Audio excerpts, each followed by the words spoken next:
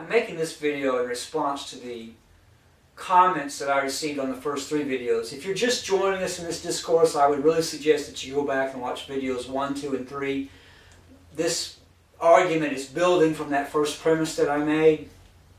And that way I don't have to keep re-arguing the same points with you, and you'll understand where we're coming from.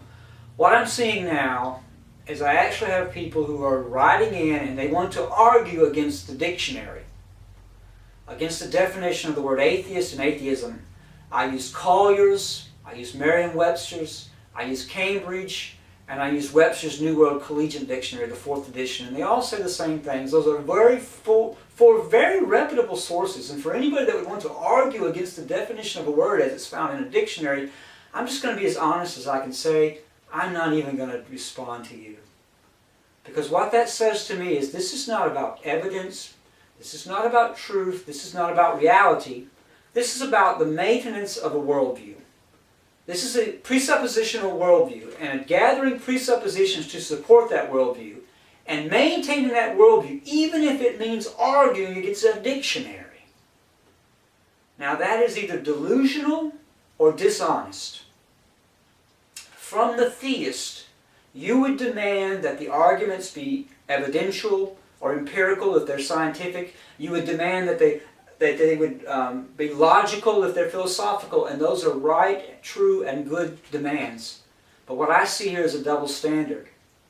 Anybody that would deny the definition of word as it's found in dictionaries is a person that is either delusional or dishonest, and I would refuse to respond to that. I do go back to my first premise, that the honest person must retreat from the atheistic position and assume the agnostic position. I think that this responses that I've received so far show that, except the responses have been a dishonest attempt to leave that absolute statement, which is also a negative proposition. I'd also just like to say as a footnote, you might want to review Bertrand Russell's debate with Copleston, because at the outset, Bertrand Russell makes it clear he is not arguing from the fact that there is no proof, that he has proof that there is no God, but rather, Bertrand Russell says, I am arguing as an agnostic. At least Bertrand Russell is willing to hold to a logically sustainable position of agnosticism. Matthew 7 verse 6, do not give what is holy to dogs, and do not throw your pearls before swine, or they will trample them under their feet and turn and tear you to pieces.